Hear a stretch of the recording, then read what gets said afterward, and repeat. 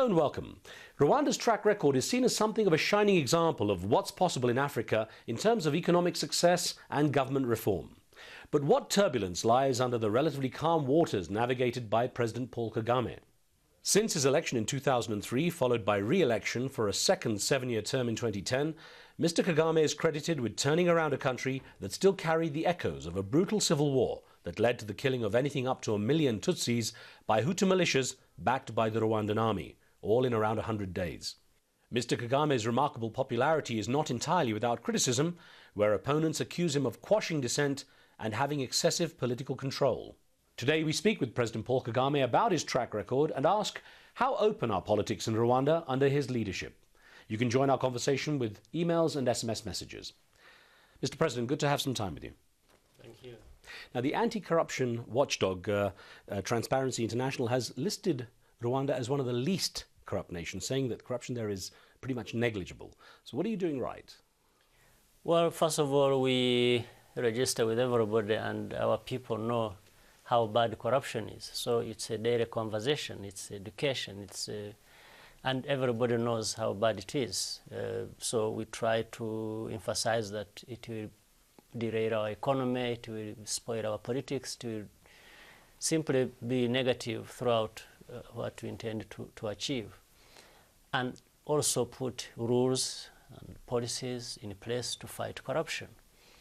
And since we have also created a rule of law, and we are also encouraging that there should be no impunity when it comes to corruption. This has worked all around and people are served very well. What benefits has Rwanda seen from controlling corruption like that? Oh, the public service delivery is as you would have it. When it is buying drugs and taking them to hospitals or any other form of delivery of service to our people goes there direct. And for every penny you spend on this development of our people goes where we intend to have it. And the benefits are huge and people associate themselves with that and understand the benefits. On that issue, I'm going to read an email to you, if I may, sir, from one of our viewers. A viewer by the name of Ashrak Makrani says, President Paul Kagame has done an excellent job. Congrats to him. What will happen when he retires? Is Rwanda going to have the same zero corruption government? What happens with the succession? How can you make sure it doesn't slip back? The most important thing is to focus on building institutions so that it's not just individuals who come and they are good and after that everything falls apart. Certainly we are very conscious of that and we have tried, as I said, to build a rule of law in Rwanda, and this is reflected in how we have built institutions, whether it is parliament or the judiciary or different institutions that make sure that they function irrespective of whether there will be Kagame or somebody else. Now, you've been credited with and recognized with creating a very successful economic path for Rwanda. You've had 5 years of growth in the GDP. You're attributed to adding more women into the political system, empowering women. I think you have the largest share of women in government in the world now in Rwanda. Really, the thing that people started to question, of course, was an election result of 93%, which a lot of people said isn't feasible. How do you address those concerns? Well, I think people who say such things put things out of context. There is a history of Rwanda. This is where we are coming from and where we are at the moment and where we want to be. You don't expect things to go in Rwanda as they go in European countries or in the US or other developed countries. Probably they go with, as some of the countries we have seen in Eastern Europe or in other places. People in Rwanda vote security, reconciliation, development, freedoms they want to enjoy, and so on and so forth. All the level at which they are depends on how recent they have come from the tragic history we have faced. So really, first of all, look at the turnout of the people voting themselves. You find they are at 97%. People want to vote, they want something, they want to identify themselves with something, which is new to them because of where they have just come from. In some other places, say in Europe or America, when you look at the turnout, people are just given up on politics. They have distrust for politics, they don't. So you find they're even at 30%, 40%. So we are in different contexts and situations. So we must look at it that way, not just to think that there is one formula that addresses everybody's problem. Now let me touch on the politics, which have raised some controversy recently. And of course, you've stated you would not change the constitution to extend your term as president. Is that set in stone, or do you leave it flexible for a future time? Well, I think really there is no reason for suspicion that keeps coming, that no, maybe you're going to tamper with the constitution, you're going to do this. So far, and what I have stated is not going to change.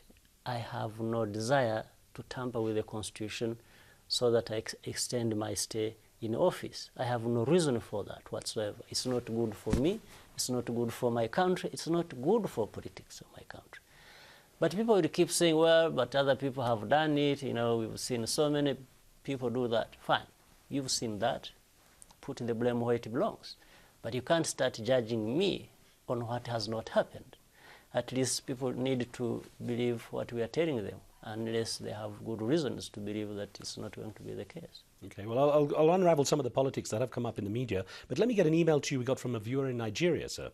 This came from Godwin Akpaja, who says, President Paul Kagame is presently the best leader in the African continent. Leaders should learn from this man. Another Mandela here? Now, of course, great compliment to you for your successes and things. I want to address the other side where there's been criticism.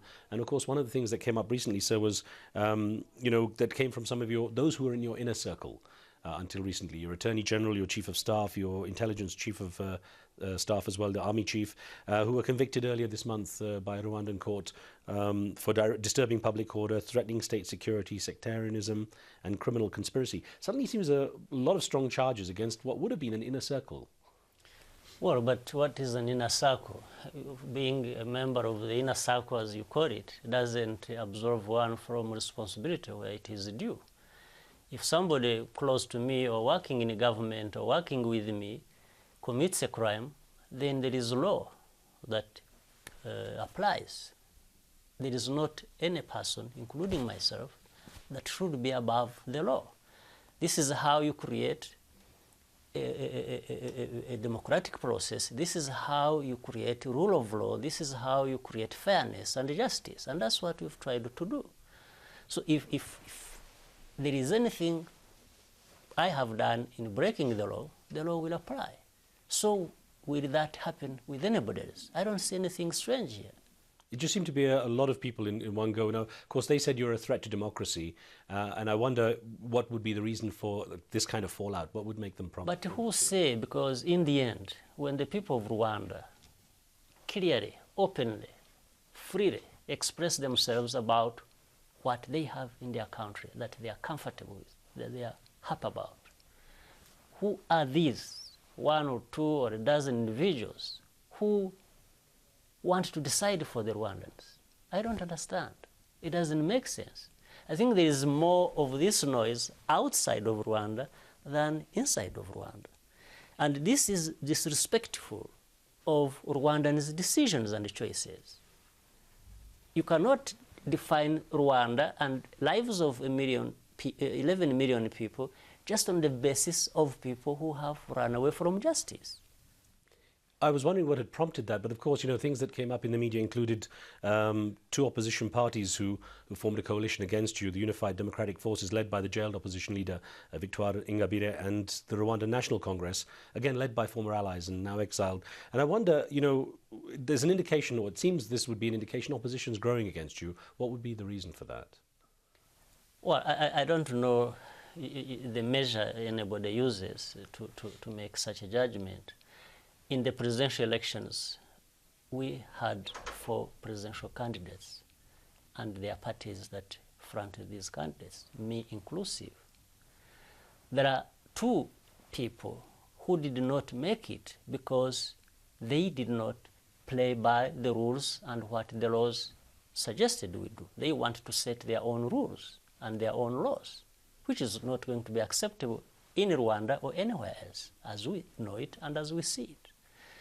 So the opposition, well, even if, let's say in the RPF, my own party which I lead, there will be different views about one thing.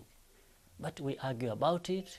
We even vote sometimes to make a final decision. I don't expect everybody to agree with me on everything, no. But there is a democratic process that decides that. There are processes of law that decide that. And these are the ones we should respect if we are actually to build a long-term stability in our country. So I want to ask you about an argument put forward that too much open political space in Rwanda risks genocide again. And I wonder, a lot of people would say actually it's the need to talk about it and be more open politically and inclusive that might perhaps prevent genocide because you have the debate out in the open. Yes, I think again there's a bit of confusion here. For example, when we banned the identities that were used to divide the people of the country, erroneously though, because some people think in Rwanda we have tribes, but we don't have tribes in Rwanda. We have simply social classes, people who either are farmers and others who cultivate their land, and others who used to keep cattle, and others who used to get involved in handicrafts, and so this is how the society is divided. Now, and we said, you can call yourself anything you want to call yourself, but you should not use it against somebody who is different from you. This is what we are saying. And we're saying, above all, we are all Rwandans. So whether you are Hutu, Tutsi, or Twa, that's fine.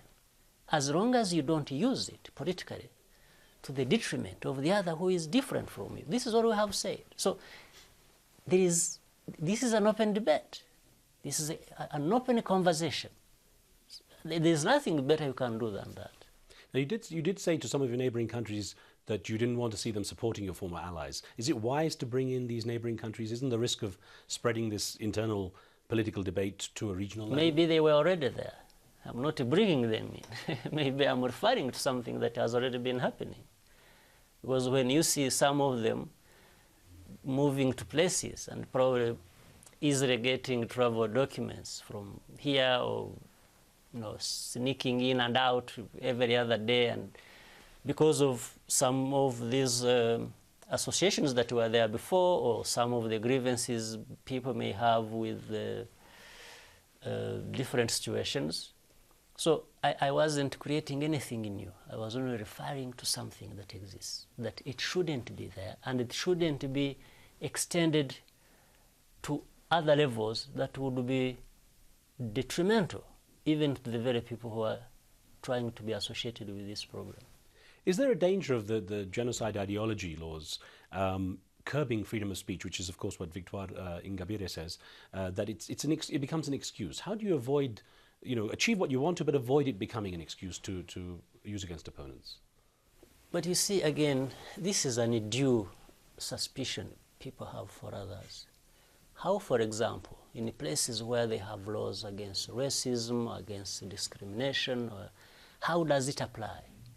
How do they limit themselves to just those cases and not use that beyond to deal with other problems? Because why should we be the ones to be looked at as the ones who will fail to achieve that? So, and you don't need to use these laws. If you are really bad, if you are involved with bad politics, the excuses are too many. You can use any excuse. You don't have to create a law to use as an excuse. It's as simple as that. So people are making an issue of something that doesn't exist. You've built your campaign on the One Rwanda concept and rejecting any division between Hutus and Tutsis. How do you rate the level of tension between Hutus and Tutsis right now? Do you believe there is or there isn't? I think the facts on the ground speak for themselves. For example, in the last elections we had, which people may criticize for whatever, and I think for ignorance more than for anything else, when Hutus and Tutsis stand together behind a leader they want, behind policies they want, behind institutions, and work together and resolve different problems as we have been making progress ourselves. I mean, that speaks for itself. It's a measure of how far we have come in dealing with different prejudices, different problems, and our tragic history. Now, will somebody ask me and say, well, is everything all right? Well, I don't know of any situation where you have a perfect situation. I don't know of that place. But as we confront different problems, we will overcome them one by one as we confront them. There are now institutions in place, there are laws in place, there is goodwill, there are policies, there is everything. We will always deal with problems as they come up and deal with that fairly and squarely and leave us with our stability that we want. Now, I know you were critical of the United Nations for its role played during the genocide that took place. Last year, the UN report suggested that your armed forces may have committed genocide during that period, 1960s, 96 and 97 military operations in neighboring East Congo. Could you categorically state that that wasn't the case? Your military wasn't there? Yeah, it wasn't. First of all, it is just an insult that any of our military or any institutions got involved in a genocide. It doesn't make sense. It's just like saying that there was a genocide against the Nazis. It's just that. And I think it is a sign of contempt people have for Africans or for Rwandans. I don't think it is proper. It doesn't make sense. Our involvement was clear throughout. Everything is known. But some of these people who make this noise are people who started way back, who have been defending genociders, saying there was a double genocide.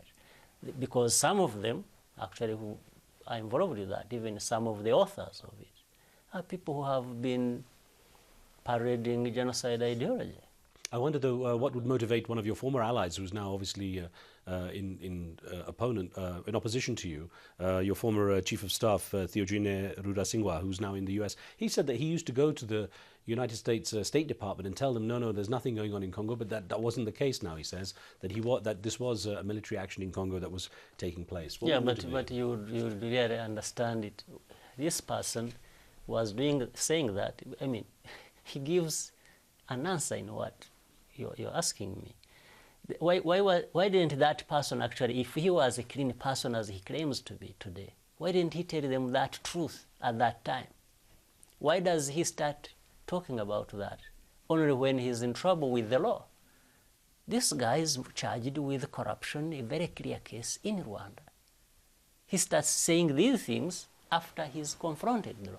There is none of these fellows, the ones you call my allies, who has started saying anything the opposite of what we have stood for and what we have said publicly until they came into trouble with the law. There's nobody who started by saying, I want to oppose this government, I want to oppose this leader, I want to oppose my party. No. First, they were in trouble. The Attorney General, while he was Attorney General, he was given to investigate a case of fraud in the bank. While he was doing that, he started taking money from the bank he was investigating. This is a fact.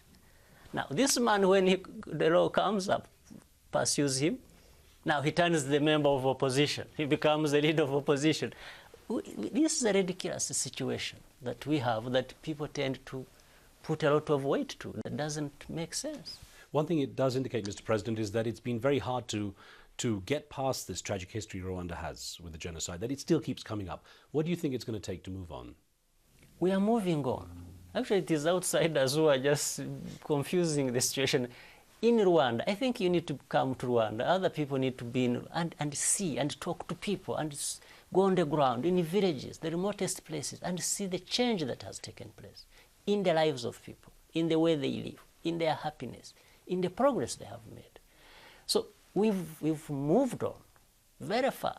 But some people in their minds, for some reason I can't understand, keep thinking we have a Rwanda of 15 years ago, of 17 years ago. It's a totally changed situation for the people, for the country. It starts with infrastructure, the people, everything has changed. Let me get an email to you, sir, as we've just got a couple of minutes left. This one came from a viewer who wrote into our Facebook page, A.K. Makguatane Motapo, who says, President Kagame is by far the most intelligent sitting president in Africa. What are his views on Robert Mugabe and dictatorships in Africa? Now, I know you've criticized Robert Mugabe in the past and how you regard that situation there and how you avoid any kind of slippage into that situation that took place in Zimbabwe as well? Well, I just don't want to single out names, but I can surely say dictatorship is a bad thing wherever you will find it. There's no question about it. And sooner rather than later, those who are behind the dictatorships face the consequences of that. There's no question about it. Your people one day rise up and confront you. Not these individual leaders who make false claims or opportunists, but the real people. And where people are happy, then they will be happy. They will show it through different actions and the progress they make. So in different situations in Africa, there is a mix of so many things. Sometimes there are injustices that really may not even be attributed to the individual that is being talked about, some of which are external to the situation than people want to admit. But there's no question, nobody should condone dictatorship. There's something wrong with the dictatorship, absolutely, whether it is in Zimbabwe or any other place. Of course, Mr. Mugabe was very tough on the press, and sometimes you're accused of being very tough on the media too. In terms of freedom of expression, do you feel you have a complete freedom of expression of the media? Absolutely, because I cannot have anybody accuse me with any facts that I have been against the media. Not any journalist. I have not arrested any journalist. I have not caused the arrest of any journalist. I have not stopped anybody doing that. But when people in the rule of law make mistakes or commit crimes, if a journalist in Rwanda was caught stealing money in the bank, then he's charged for that. He's not charged because he's a journalist. But that does not even give him immunity that he's a journalist. And how can, I think I am probably the most exposed person to journalists and the media and everything than anybody you know. So if I hated that, if I hated the media or journalists or whatever, if I had issues with that, then you wouldn't be seeing me having a conversation with people. You wouldn't. A final thought, sir, because we had an email that came in from Kenya from Saud Haider, who says, access to real-time information and social media have caused massive crises in Tunisia and Egypt. What is Rwanda's stance on such tools, bearing in mind that Rwanda currently has massive plans on internet deployment in the rural areas? We are not going to be deterred by that. We've already made a lot of headway in this. We have rolled out a national fiber optic backbone for the whole country. We want all Rwandans connected to information, and they should be able to communicate as freely as we can. In fact, this is what also confuses people. On one hand, we have a country that is rolling out this to enable people for mass communication and media freedom and so on and so forth, to communicate and to be able to receive information. At the same time, it's the same government that is accused of stifling freedom of expression and so. I mean, these are two opposed things. You can't have both operating at the same time. There must be something wrong in interpretation. So for us, it's not going to stop. We want to empower our people. We want our people to have knowledge, to communicate, to be able to have information based on this, and we're not going to stop. Do you have to be wary, considering that this is also a tool that allows people to mobilize the divisions too in the country, that it can be used against? Do you have to be careful of that? Well, we have to, again, the remedy lies somewhere else. The remedy does not lie in blocking the tools of communication or such a tools of technology and so on and so forth. The remedy lies, again, in setting very clear and fair rules by which people have to play. If somebody is spreading incendiary material for, to harm people, then the law should take care of that person. But you should not mix these issues. President Paul Kagame, thank you very much for your time, sir. Thank you. And thank you for joining us too. Remember, you can keep up with our program on Twitter, where you can find updates on the shows and send in your suggestions and comments. That's it from me and the team. We'll see you next time.